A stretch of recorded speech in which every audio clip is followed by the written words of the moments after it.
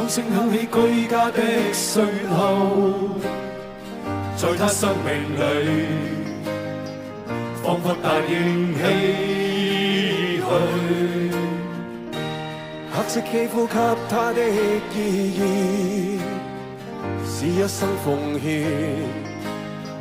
膚色鬥爭中，年月把擁有變做失去，疲倦的雙眼帶着期望，今天只有殘留的軀殼，迎接光輝歲月，風雨中抱緊自由。一生經過彷徨的掙扎，自信可改變未來，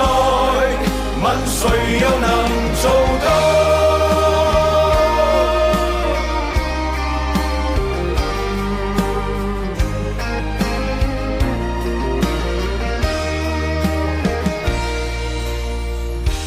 可否不分膚色的界限，願這土地裏不分你我高低，繽紛色彩閃出的美麗，是遠得沒有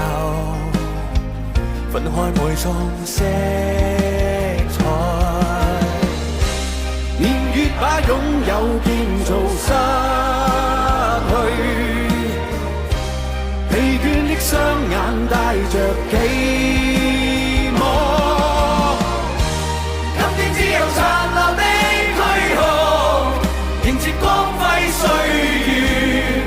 風雨中抱緊自由。一生經過彷徨的掙扎，自信可改變未來，問誰又能做到？